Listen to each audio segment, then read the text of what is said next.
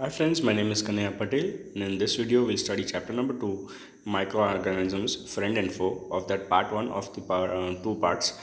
This is class 8 science NCERT CBSE textbook. दोस्तों मेरा नाम कन्हैया पटेल है। इस वीडियो में हम दूसरा पार्ट करेंगे माइक्रो ऑर्गेनिजम्स फ्रेंड एंड फो का। उसमें फर्स्ट पार्ट एक पहला हिस्सा करेंगे दो हिस्सों में से। ये 8वीं कक्षा की साइंस टेक्स्ट बुक है NCERT CBSE सिलेबस में से।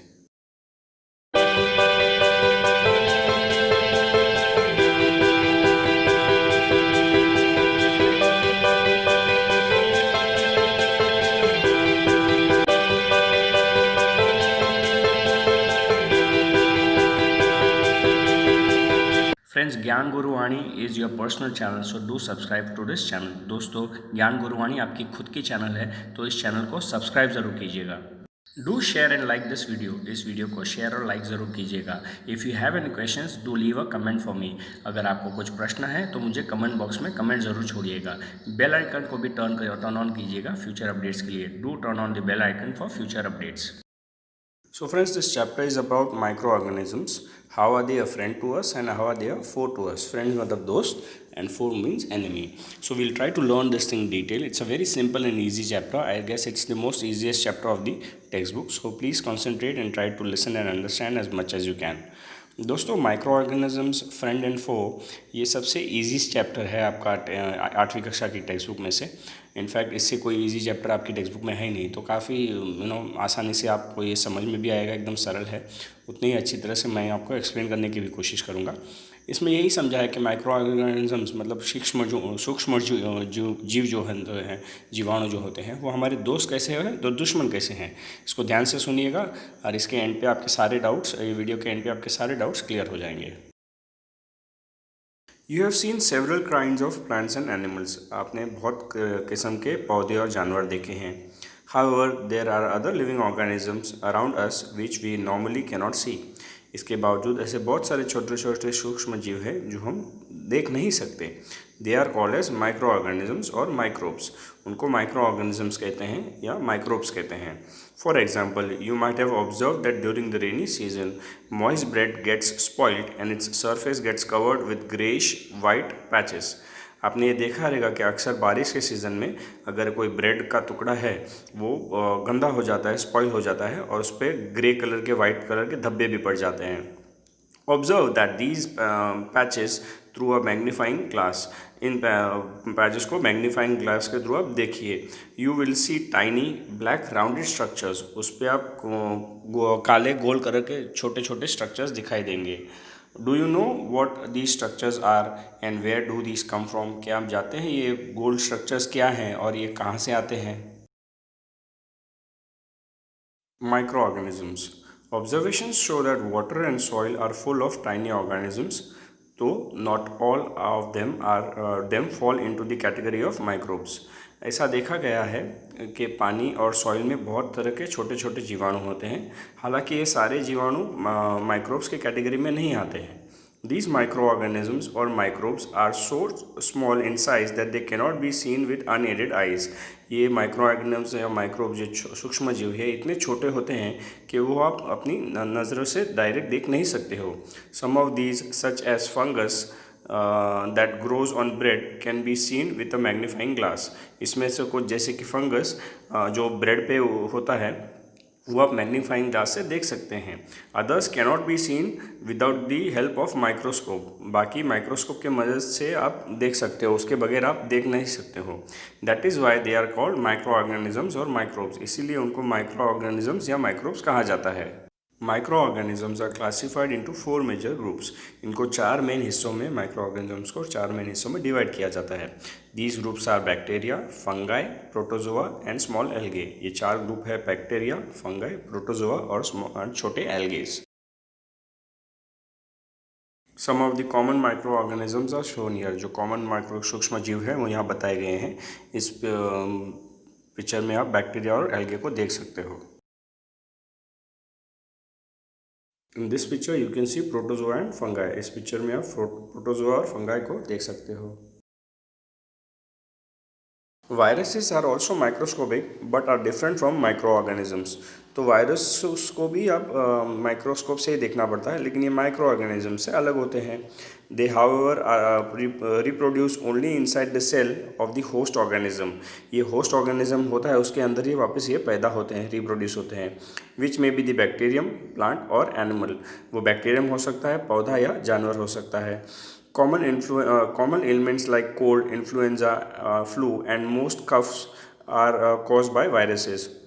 तो कॉमन डिजीज़ जैसे कि सर्दी है, फ्लू है या खांसी है, ये वायरस की वजह से होती है। Serious disease like polio and chicken pox are also caused by virus. गंभीर बीमारियाँ जैसे पोलियो और चिकन पॉक्स ये वायरसेस के वजह से ही होती है। Disease like dysentery and malaria are caused by protozoans, whereas typhoid and tuberculosis are bacterial disease. बीमारियाँ जैसे कि डिसेंट्री और मलेरिया ये प्रोटोजोआ या प्रोटोजोअन्स के वजह से होती हैं। जैसे हालांकि टाइफॉइड और ट्यूबरक्लोसिस टीबी वो बैक्टीरियल डिजीज़ है।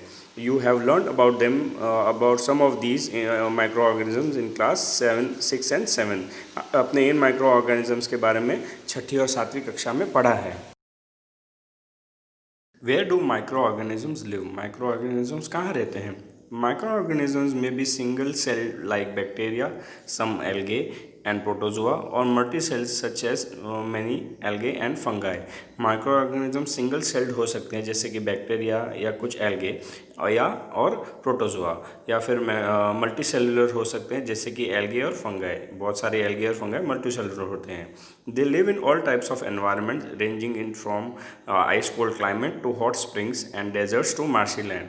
ये हर किसी तरह के एनवायरनमेंट में रहते हैं, जैसे कि ठंडी का मौसम हो, गर्म स्प्रिंग्स हो, बंजर ज़मीन हो या फिर मार्शी लैंड्स हो, सूखा हो एकदम। They are also found inside the bodies of animals including humans. ये जानवरों के अंदर भी पाए जाते हैं, इंसानों तक के अंदर भी पाए जाते हैं। Some micro organisms grow on other organisms while other exist freely. कुछ माइक्रो ऑर्गेनिजम्स दूसरों पर निर्भर होते हैं और कुछ फ्रीली ग्रो होते हैं। Micro organisms and us. Micro organisms play an important role in our life. हमारे जीवन में माइक्रो ऑर्गेनिज्म बहुत ही महत्व की भूमिका प्ले करते हैं। Some of them are beneficial in many ways where some others are harmful and cause disease. उसमें से कुछ बहुत ही फ़ायदा कारक होते हैं और कुछ नुकसान कारक और डिजीज़ भी लाते हैं। Let us study about them in detail. इसको हम डिटेल में स्टडी करने की कोशिश करते हैं। Friendly microorganisms. Microorganisms are used for various purposes. Microorganisms अलग अलग चीज़ के लिए काम आते हैं। They are used in preparation of curd, bread and cake. ये दही, ब्रेड और केक बनाने के भी काम में आते हैं। Note, microorganisms have been used for the production of alcohol since ages. आपको ये नोट करना है कि माइक्रोऑर्गेनिजम्स अल्कोहल बनाने के लिए सदियों से काम आते हैं। They are also use in cleaning up of the environment. ये हमारे वातावरण को साफ करने के लिए भी काम आते हैं। For example, the organic waste such as vegetable peels, remains of animals and faeces etcetera are broken down into harmless and usable substances by bacteria. उदाहरण की तरह ऑर्गेनिक वेस्ट जैसे होते हैं, जैसे वेजिटेबल के छिलके, जानवरों के अवशेष और फासेस होते हैं, इनको छोटे छोटे हार्मलेस टुकड़ों में बैक्टीरियाज तब्दील कर देते हैं। Recall that bacteria also use in the preparation of medicines. याद कीजिए कि बैक्टीरिया को मेडिसिन बनाने में भी काम आते हैं। In agriculture they are use to increase the soil fertility by fixing nitrogen. Nitrogen को फिक्स करके उनको सॉइल फर्टिलिटी इंक्रीज करने के भी काम आते हैं एग्रीकल्चर में। Making of curd and bread. You have learned in class 7 that milk is turned into curd by bacteria। सातवीं कक्षा में आपने पढ़ा है कि दूध को दही बनाने में बैक्टीरिया मदद करते हैं। पहेली, I saw that my mother added a little curd to warm milk to set curd for the next day। मैंने देखा कि मेरी मम्मी ने गर्म दूध में थोड़ा सा दही डाला है अगले दिन दही बनाने के लिए। I wonder why। ऐसा क्यों उन्होंने किया मुझे पता नहीं है। Curd contain several micro organisms. दही में बहुत सारे छोटे छोटे माइक्रो ऑर्गेनिजम्स होते हैं। Of these the bacterium lactobacillus promotes the formation of curd. इसमें से जो बैक्टीरियम है लैक्टोबैसिलस नाम का, वो दही बनाने में काम आता है। It multiplies in milk and converts into curd. वो दूध में जाके मल्टीप्लाई होता रहता है और उसको दही बना देता है। Bacteria are also involve in the making of cheese, pickle and many other food items. Bacteria और भी बहुत सारे चीज़ों में काम आता है, जैसे चीज़, अचार और बहुत सारे फूड आइटम्स में। An important ingredient of rava, suji idlis and bhaturas is curd. दही, रवा, सोजी इडली और भटूरा बनाने में भी काम आता है। Can you guess why? क्या आप इसकी कल्पना कर सकते हो क्यों? Bacteria and yeast are also helpful for fermentation of rice idlis and dosa batter.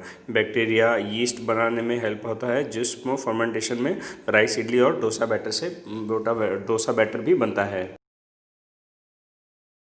Yeast reproduces rapidly and produces carbon dioxide during respiration. रेस्पिरेशन के दरमियान कार्बन डाइऑक्साइड यीस्ट बहुत प्रोड्यूस करता है और रिप्रोडक्शन उसका बहुत रैपिड होता है। Bubbles of gas fill the dough and increase its volume. Gas के बुलबुले उसके डफ को फिल कर देते हैं और उसका वॉल्यूम्स भी बढ़ा देते हैं। This is the basis of the use of yeast in the baking industry for making bread, pastries and cakes. बस इसी वजह से यीस्ट बेकिंग इंडस्ट्री में बहुत यूज़ होता है ब्रेड, पेस्ट्री और केक बनाने के लिए। Commercial use of microorganisms. Microorganisms are used for large scale production of alcohol, wine and acetic acid vinegar. Microorganisms बहुत ही बड़े मात्रा में अल्कोहल, वाइन और एसिटिक एसिड जैसे विनेगर बनाने में बहुत इस्तेमाल होते हैं। Yeast is used for commercial production of alcohol and wine. Yeast commercial use होता है yeast का अल्कोहल और वाइन बनाने के लिए। For this purpose, yeast is grown on natural sugars present in the grains like barley, wheat, rice, crushed fruit juices, etc. इसी कारणवश yeast को नेचुरल शुगर जिसमें से पैदा होते हैं, जैसे कि बार्ले, गेहूँ, चावल, क्रश फ्रूट जूस, उसी पर पैदा किया जाता है। This is the smell of alcohol as sugar has been converted into alcohol by yeast. ये स्मेल एल्कोहल की है क्योंकि शुगर को एल्कोहल में कन्वर्ट किया गया है यीस्ट के द्वारा। This process of conversion of sugar into alcohol is known as fermentation. इस प्रोसेस को जिसमें शुगर को अल्कोहल में तब्दील किया जाता है उसको फर्मेंटेशन कहते हैं। लुइस पैस्चर डिस्कवर्ड फर्मेंटेशन इन 1857। 1857 में लुइस पैस्चर ने डिस्कवर किया था फर्मेंटेशन को। Medicinal use of microorganisms. Whenever you fall ill, the doctor may give you some antibiotic tablets, capsules or injections such as penicillin. जब भी आप बीमार करते हो तब डॉक्टर आपको कुछ टैबलेट्स देंगे, कैप्सूल्स देंगे या इंजेक्शंस देंगे, सब जैसे कि penicillin. The sources of the medicine is micro organisms. In medicine का सोर्स माइक्रो ऑर्गेनिजम्स है। दीज मेडिसिन किल और stop the growth of disease causing micro organisms. ये दवाइयाँ मार देती है, स्टॉप करती है उस ग्रोथ को जिससे डिजीज़ बनती है, जो डिजीज़ कॉजिंग माइक्रो ऑर्गेनिजम्स है उसको स्टॉप या मार देते हैं। Such medicine are called antibiotics. ऐसे मेडिसिन को एंटीबायोटिक्स कहते हैं। These days a number of antibiotics have been produced from bacteria and fungi. आजकल बहुत सारे एंटीबायोटिक्स फंगाई और बैक्टीरिया से बनाए जाते हैं। Streptomycin, tetracycline and erythromycin are some of the commonly known antibiotics which are made from fungi and bacteria. Fungi and bacteria से बनने वाले कुछ एंटीबायोटिक्स है, जैसे कि streptomycin, tetracycline and erythromycin. The antibiotics are manufactured by growing specific microorganisms and are used to cure a variety of disease. ये antibiotics manufacture किए जाते हैं कुछ स्पेसिफिक तरह के माइक्रो ऑर्गेनिज्म से जिससे डिजीज़ क्योर होती है। Antibiotics are even mix with the feed of livestocks and poultry to check the microbial infection of in animals. Antibiotics को बहुत सारे फीड में भी खाने में भी मिक्स किया जाता है लाइव स्टॉक और पोल्ट्री के लिए, जिससे इन्फेक्शन अगर माइक्रोबियल इन्फेक्शन अगर जानवरों में है उसको चेक किया जाए। They are also use to control many plant disease. बहुत सारे पौधों के डिजीज को कंट्रोल करने के लिए भी माइक्रो ऑर्गेनिजम्स का यूज होता है। In 1929, Alexander Fleming was working on a culture of disease causing bacteria. 1929 में Alexander Fleming disease causing bacteria के कल्चर पे काम कर रहे थे। Suddenly he found that spores of a little green mold in one of his culture plates. अचानक से उन्होंने देखा स्पोर्स थे छोटे ग्रीन कलर के एक मोल्ड पर, उनके कल्चर प्लेट्स पर। He observed that the presence of mold prevented the growth of bacteria. उन्होंने ये नोट किया कि मोल्ड्स के वहाँ होने पर बैक्टीरिया का ग्रोथ रुक जाता है। In fact, it also killed many of the bacteria. वास्तव में उसने बहुत सारे बैक्टीरिया को मार भी दिया था। From this the mold penicillin was prepared. इसी मोड से मोल्ड पेनिसिलिन बनाया गया। It is important to remember that antibiotic should be taken only on advice of qualified doctor. ये आपके लिए नोट करने जैसा है कि एंटीबायोटिक सिर्फ एक क्वालिफाइड डॉक्टर के कहने पर ही लेना चाहिए। You must complete the course prescribe by the doctor, और आपको जो कोर्स दिया गया है डॉक्टर ने उसको कंप्लीट करना भी ज़रूरी है।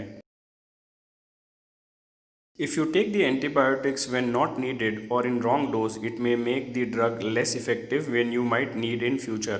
अगर आप एंटीबायोटिक ज़रूर ना होने पे या गलत डोज में लोगे, तब जब आपको ज़रूरत हो उस वक्त के लेने पर उसको फ्यूचर में वो असर नहीं करेगा। Also antibiotics taken unnecessarily may kill the beneficial bacteria in the body. ना काम होने पर जब आप एंटीबायोटिक लोगे तो आपके बॉडी में मौजूद जो काम के बैक्टीरिया है उसको भी वो मार डालता है। Antibiotics, however, are not effective against cold and flu as these are caused by viruses. Antibiotics सर्दी जुकाम में या बुखार में काम नहीं आते हैं क्योंकि ये वायरसेस के द्वारा होते हैं। वैक्सीन पहली, why are children infants given vaccination. छोटे बच्चों को या पैदा हुए छोटे शिशुओं को वैक्सीन इंजेक्शंस क्यों दिए जाते हैं? When a disease carrying microbes enters a body, the body produces antibiotics to fight the invader. जब एक डिजीज कैरिंग माइक्रोब हमारे बॉडी में जाता है, हमारा शरीर ऐसे एंटीबॉडीज़ बनाता है ऐसे इन्वेडर से लड़ने के लिए। The body also remembers how to fight the microbe if it enters again. Body ये भी याद रखता है कि इन माइक्रोब से कैसे लड़ना है अगर वो फिर से बॉडी में आता है। If dead or weaken microbes are introduce into a healthy body, the body fights and kills the invading bacteria by producing suitable antibodies. अगर मरे हुए या वीकन माइक्रोब्स बॉडी के अंदर, हेल्दी बॉडी के अंदर आते हैं तो इसको फाइट करने के लिए या इनको इन्वेड करने के लिए बॉडी फिर से ऐसे सूटेबल एंटीबॉडीज़ बनाता है ऐसे बैक्टीरिया से लड़ने के लिए। The antibodies remain in a body and we are protected from the disease causing microbes forever. ऐसे एंटीबॉडीज़ हमारे शरीर में हमेशा के लिए रहते हैं ताकि हम ऐसे डिजीज़ कॉजिंग माइक्रोब से लड़ सकें। This is how the vaccine works. Vaccine इस तरह काम करता है। Several diseases including cholera, tuberculosis, small pox and hepatitis can be prevented by vaccination. बहुत सारे जानलेवा बीमारी जैसे कि कॉलेरा, टीबी, ट्यूबरक्लोसिस जिसे कहते हैं, स्मॉल पॉक्स और हेपेटाइटिस वैक्सीनेशन से प्रिवेंट होते हैं। Edward Jenner discovered the vaccine for small pox in 1798। Edward Jenner ने स्मॉल पॉक्स के लिए वैक्सीन 1798 में बनाया था। In your childhood, you must have given injections to protect yourself against several disease. आपके बचपन में आपको इंजेक्शंस दिए गए होंगे आपको बहुत सारे डिजीज़ से बचाने के लिए। Can you prepare a list of these disease? क्या इन बीमारियों की आप लिस्ट बना सकते हो? You may take help from your parents. आप आपके पेरेंट्स की मदद ले सकते हो। It is essential to protect all children against this disease. सभी बच्चों को इन बीमारियों से बचाना बहुत ज़रूरी है। Necessary vaccine are available in the nearby hospital. आपके बाजू के अस्पताल में ये नेसेसरी सारे वैक्सीन्स अवेलेबल हैं। You might have seen the advertisements on TV and newspaper regarding protection of child against polio under the Pulse Polio program. TV और अखबारों में आपने इश्तहार देखा रहेगा बच्चों को पल्स पोलियो प्रोग्राम पर पोलियो से बचाने के लिए। Polio drops are given to children actually as a vaccine. Polio drops दिए जाते हैं बच्चों को एक वैक्सीन की तरह। A worldwide campaign against small pox has finally led to its eradication from most parts of the world. पूरे विश्व में एक कैंपेन दौड़ाया गया था स्मॉल पॉक्स को बचाने के लिए। उसके वजह से पूरे विश्व में से स्मॉल पॉक्स दूर हो गया है। These days vaccines are made on a large scale from micro organisms to protect humans and other animals from several disease. आजकल वैक्सीन्स बनाए जाते हैं बहुत बड़े पैमाने पर इंसानों को और दूसरे जानवरों को ऐसी बीमारियों से बचाने के लिए। Increasing soil fertility.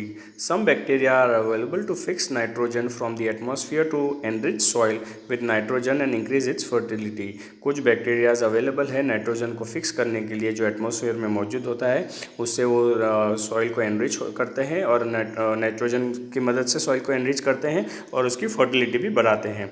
These microbes are commonly called biological nitrogen fixers. ऐसे माइक्रोब्स को अक्सर बायोलॉजिकल नाइट्रोजन फिक्सर्स कहा जाता है।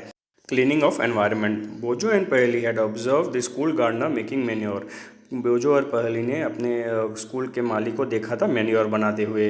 Along with their friends they collected waste of plants, vegetables and fruits from nearby houses and gardens. बाजू के घर और गार्डन में से उन्होंने अपने मित्रों के साथ कचरे में फेंकने लायक पौधे, वेजिटेबल्स और फ्रूट्स इकट्ठा करे। They put them in the pit meant for waste disposable.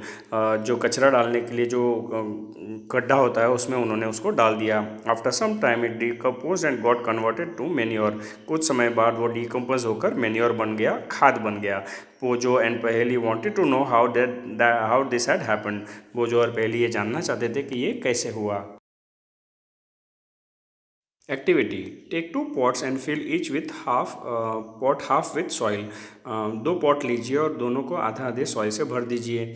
Mark them A and B, उनको दोनों को नाम दीजिए A and B. Put plant waste in pot A and things like polythene bags, empty glass bottles and broken plastic toys in pot B. Pot A में पौधों के waste डालिए और पॉलीथीन के बैग्स के टुकड़े, कांच के टूटे हुए कांच के बॉटल्स, प्लास्टिक के टुकड़े, खिलौने के टुकड़े जो हैं वो पॉट बी में डालिए। पुट द पॉट्स असाइड, इन दोनों पॉट्स को साइड पे रख दीजिए। Observe them after 3 to 4 weeks, 3 या 4 वीक बाद उनको ऑब्जर्व कीजिए। Did you find any difference in the contents of the 2 pots? इन दोनों पॉट्स के में कुछ डिफरेंसेस नज़र आए आपको? If so what is the difference? अगर हाँ तो क्या डिफरेंस आपने नोट किया? You will find that plant waste in pot A has been decompose. आप देखोगे कि पॉट ए में प्लांट वेस्ट डीकम्पोज हो चुका है। How did that happen? ये कैसे हुआ? The plant waste has been converted into manure by actions of microbes. ये प्लांट वेस्ट मैन्योर में तब्दील हो गया है माइक्रोब्स के एक्शन से। The nutrients release in the process can be used by the plants again.